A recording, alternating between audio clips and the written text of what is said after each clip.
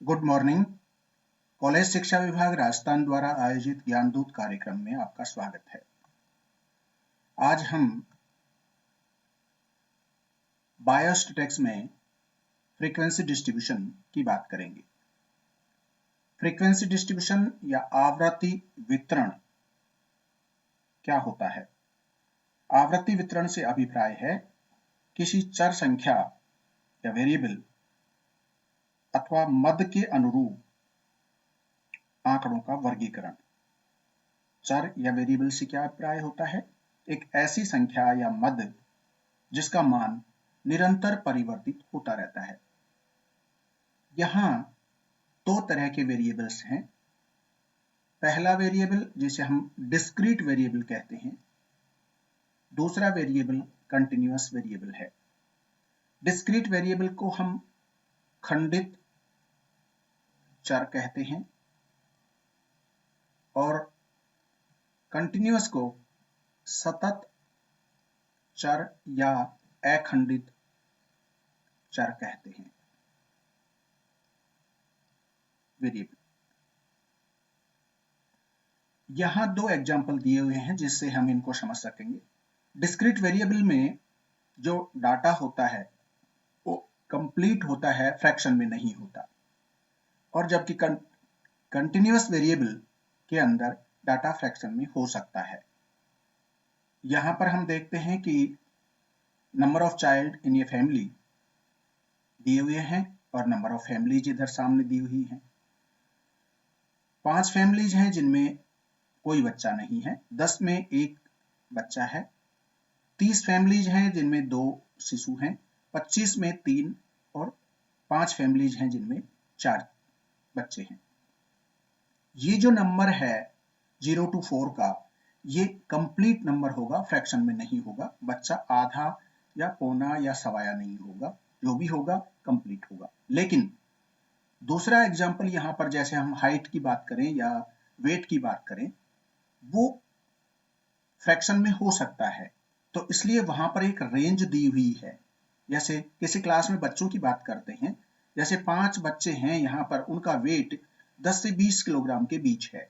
अब वो 10.5 केजी भी हो सकता है, 15.5 केजी भी हो सकता है, 18.5 केजी भी हो सकता है, 0.25 केजी भी हो सकता है। तो इस तरह का यहाँ पर फ्रैक्शन में जो वैल्यू आएंगी वो कंटिन्यूअस वेरिएबल में सम्मिलित की जाती हैं। और डिस्क्रीट वेरिएबल में ऐसा नहीं होता है, जहां पर वैल्यू है वो कंप्लीट होंगी। यहाँ एक एग्जाम्पल है जिसे हम डिस्ट्रीब्यूशन टेबल की बात करते हैं कि डिस्ट्रीब्यूशन टेबल आखिर हम कैसे बना पाते हैं। यहाँ मान लीजिए यहाँ पर ये डाटा दिया हुआ है और ये इस डाटा के अंदर हम अगर बात करें तो 36 डाटा है। 1 2 3 4 5 6 और 3 3 6, 6 into 6 is equal to 36। तो यहां पर जो डाटा है वो 36 वेरिएबल्स हैं या डाटा है। मिनिमम हमेशा जब भी फ्रीक्वेंसी टेबल बनाई जाती है तो डिसेंडिंग ऑर्डर में यहाँ लोएस्ट वैल्यू को सबसे ऊपर और हाईएस्ट वैल्यू को लास्ट में रखते हैं। इसे असेंडिंग में भी बना सकते हैं, डिसेंडिंग में भी बना सकते हैं, लेकिन डिसेंडिंग में हमें कंफर्ट लगेगा कि बढ़ती हुई वैल्यू जो है हम यहाँ पर देखते हैं। यहाँ पर 100 से लगाकर और हाईएस्ट वैल्यू जो मुझे दिख रही है वो 112 यहाँ पर दिख रही है, तो ये 112। तो 100 to 112 मतलब 112, 100 से 112 तक की वैल्यू यहाँ पर दी हुई है। अब यहाँ देखते हैं हम कि 100 कितनी बार जो है रिपीट होता है। फ्रीक्वेंसी डिस्ट्रीब्यूशन का मतलब ही ये है या बारंबारता का तात्पर्य यही है कि कितनी बार कोई वैल्यू रिपीट हो रही है। तो यहां हम देखेंगे कि 100 कितनी टाइम्स रिपीट हो रहा है, तो इसके लिए हम यहां पर 100 वन टाइम, 100 इस तरह से सर्च करने के से बढ़िया है कि हम जो डाटा आ रहा है उसी का एक लाइन यहां पर डिनोट कर दें। तो इस तरह ये बहुत आसान सा काम हो जाएगा। जैसे हम कह रहे हैं कि पहले नंबर पे 100, दूसरे पे 101, 102, 103, 104, 105, 100 फिर 5, तो ये 104, 103, 102, 101, फिर 100, फिर 101, ये तीसरा, 100 फिर ये यहाँ पर भी तीसरा, 101 फोर्थ, 100 ये भी फोर्थ, 101 फिफ्थ। जब फिफ्थ की बारी आती है तो हम इसको पांचवा जो है उसको क्रॉस कर देते हैं, तो ये क्या बन जाएगा, ग्रुप बन जाएगा। इसे हम कहते हैं टेली बार टेक्निक। यहाँ पर ये टेली बार मेथड है जिसे हम एक ग्रुप बन जाएगा। तो इस तरह से 100 जो है वो 5 टाइम्स रिपीट हो रहा है, 101 जो है वो 5 + 4 मतलब 9 टाइम्स जो है इसमें 36 में से 9 टाइम्स रिपीट हो रहा है, 102 जो है 3 टाइम्स रिपीट हो रहा है, 103 भी 2 टाइम्स, 104 2 टाइम्स, 105 2 टाइम्स। इस तरह से 112 तक हम इनका डिस्ट्रीब्यूशन देख लेते हैं, और इनको टोटल अगर हम करेंगे तो इनका टोटल 36 आएगा। तो ये इस फ्रीक्वेंसी डिस्ट्रीब्यूशन टेबल की बात करते हैं। तो ये क्या है, फ्रीक्वेंसी है, आवृत्ति है कि कितनी बार रिपीट हुआ ये नंबर कितनी बार रिपीट हुआ यहाँ पर, तो उसे हम कहते हैं फ्रीक्वेंसी डिस्ट्रीब्यूशन। किसी ग्रुप डाटा में कोई वैल्यू कितनी बार रिपीट हो रही है, तो ये यहाँ पर हम इस तरह से फ्रीक्वेंसी टेबल बनाते हैं। ये फ्रीक्वेंसी टेबल डिस्क्रीट सीरीज के लिए हुई। अब हम नेक्स्ट देखते हैं कि डिस्क्रीट सीरीज के बाद कंटिन्यूअस सीरीज के लिए, या जैसे हम कहें कि सतत श्रेणी के लिए या अखंडित श्रेणी के लिए हम किस तरह से जो है टेबल बनाएंगे। उसके लिए हमारे पास में ये अखंडित बारंबारता सारणी का निर्माण कैसे किया जाता है, इसके लिए कुछ चीजें हैं।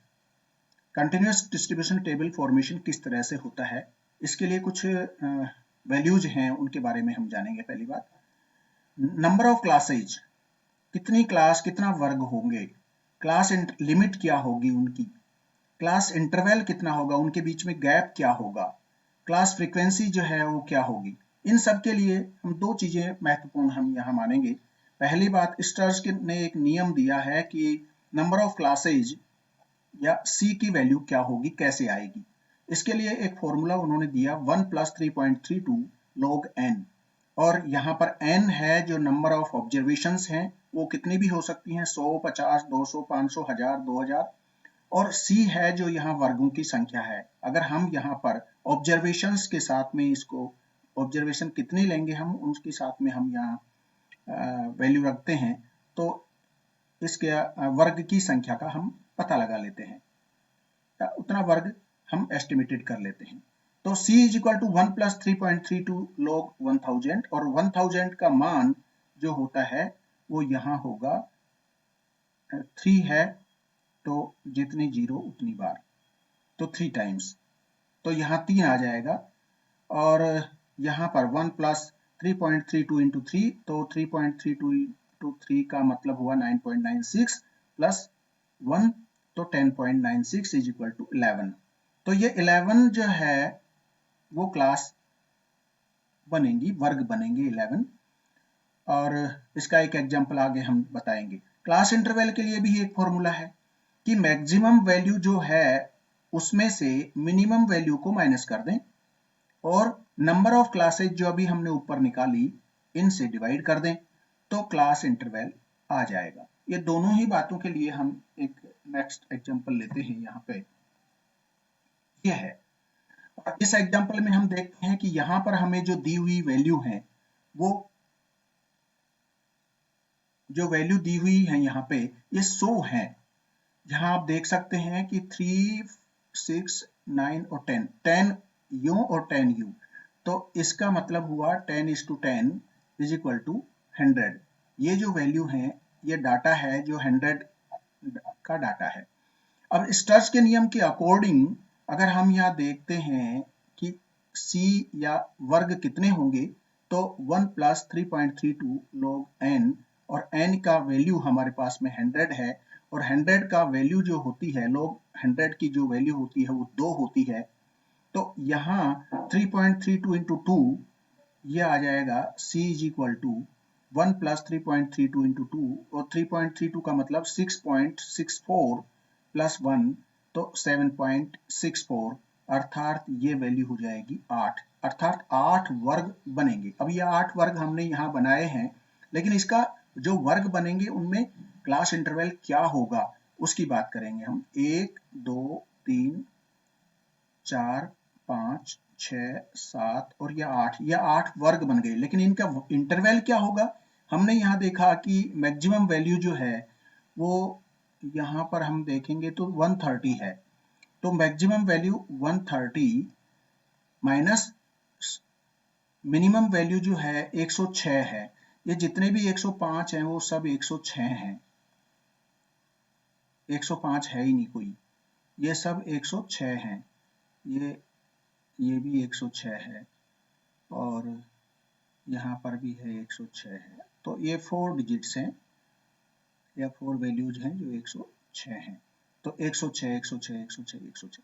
यहाँ पर हम देखेंगे कि मिनिमम वैल्यू जो है वो 106 है और मैक्सिमम वैल्यू जो है 130 है। तो 130 माइनस 106 इज इक्वल टू 24। तो 24 by number of classes is equal to 8, then the interval will be 3। तो यहाँ पर हम 3 अंतराल जो है वर्ग अंतराल की बात करते हैं, तो 3 के वर्ग अंतराल पे हम क्लास बनाएंगे। मिनिमम वैल्यू हमने यहाँ निकाल रखी है 130, तो आप यहाँ देखेंगे मैक्सिमम वैल्यू है 130 और मिनिमम वैल्यू है 106। तो 106 में 3 जोड़ दीजिए, तो 106 से 109, 109 से 112, 112 से 115, 115 से 118, ये वैल्यू आ गई, ये वर्ग बन गए हमारे 3 के अंतराल पे। लेकिन यहाँ जो वैल्यू रखते हैं अब हम, तो यहाँ पर 109 को हम यहाँ शामिल कर लें तो यहाँ नहीं करेंगे। अब यहाँ 110 11 12 की बात आएगी, और फिर 112 को यहाँ शामिल कर लेते हैं तो 113 से यहाँ शामिल करेंगे, 118 यहाँ शामिल कर लेते हैं तो 119 से यहाँ शामिल करेंगे, 124 को यहाँ करते हैं तो 125 से यहाँ होगा, और 127 यहाँ शामिल कर लेंगे तो ये 128 से 130 तक होगा। इस तरह से यहाँ पर जब हमने इसको देखा टेलीबार प्रोसेस से, तो यहाँ पर हम देखेंगे पूरे 100 पे जाएंगे, आप आराम से करके देखिएगा, गलत नहीं होगा, 100% सही आंसर होगा ये।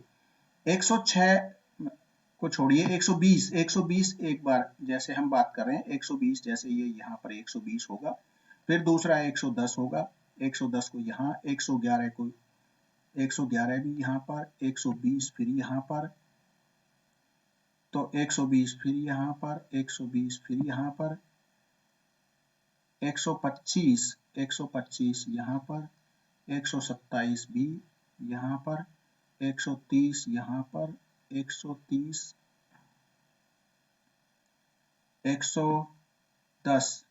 110 का मतलब ये यहाँ पर आ जाएगा 106। अब यहाँ से 106, 122 का मतलब यहाँ 121 यहाँ पर।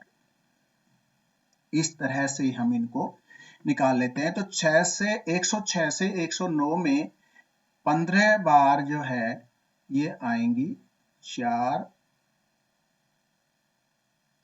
5 और ये 15 टाइम जो है यहाँ पर रिपीट होंगी। तो यहाँ पर जो है ये जो वैल्यू होंगी वो यहाँ पर 12 बार जो है इनके बीच की वैल्यू जो है वो 12 टाइम्स होंगी, 10 और 2 12। इनकी वैल्यू जो है यहाँ पर 112 से 115 के बीच की वैल्यू जो है वो 7 है यहाँ पर, तो 5 और 2 7। 115 से 118 की जो वैल्यू है वो 14 है, इसका मतलब हुआ कि ये 10 और 1 3 4। फिर 118 से 121 की वैल्यू मैक्सिमम है, और ये 5 1 2 3 4 5, फिर 2 3 4 5, फिर 4 5 5।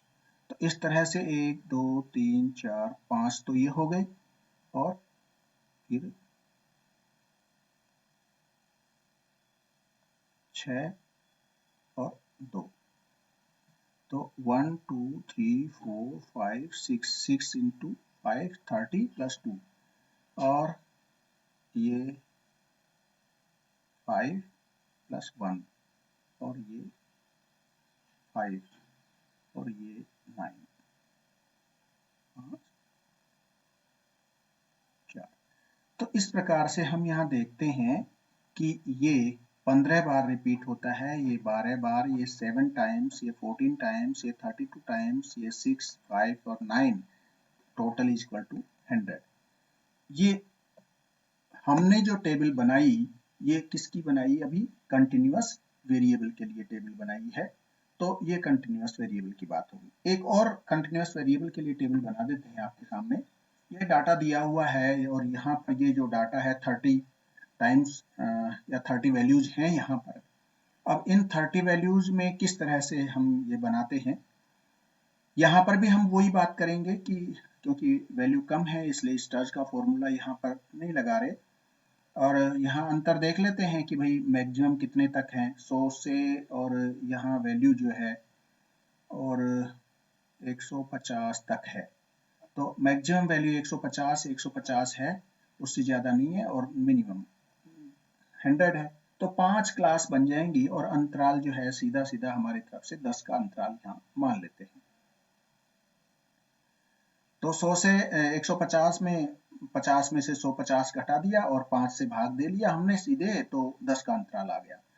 तो इस तरह से 100 से 110, 110 से 120, 120 से 130, 130 से 140 ये हमने बना लिया। अब इसमें जो 100 से 110 के बीच की जो वैल्यूज हैं वो 10 बार आ रही है यहाँ पे। तो फ्रीक्वेंसी क्या हो जाएगी? यहाँ पे 10 हो जाएगी। यहाँ फ्रीक्वेंसी कितनी हो जाएगी? 6 हो जाएगी। यहाँ फ्रीक्वेंसी 4 हो गई, और यहाँ पर वही फ्रीक्वेंसी 5 और 1 6 हो गई, और यहाँ पर फ्रीक्वेंसी 4 हो गई। अगर हम इनको टोटल कर लेते हैं तो टोटल नंबर 30 हो गया। और अगर हम इनमें कम्युलेटिव फ्रीक्वेंसी, अगर संचयी आवृत्ति अगर हम देखते हैं तो 10 पहली वैल्यू एज सच रख लेते हैं, प्लस ऐड करते चले जाते हैं। 6 ऐड कर दिया, इसमें 4 ऐड कर दिए, इसमें 6 ऐड कर दिए, और इसके अंदर 4 ऐड कर दिए, तो ये 30 हो गई। तो जोड़ने की जरूरत नहीं पड़ी। तो this one is the cumulative frequency. तो this is all about the frequency distribution. दोनों तरह की फ्रीक्वेंसी टेबल्स किस तरह से बनाते हैं और उनको किस तरह से हम रिप्रेजेंट करते हैं। This is all about the frequency distribution. अगले लेक्चर में हम bar diagram, histogram, frequency polygon, pie diagram, इन सब की बात करेंगे। Thank you very much. Thank you.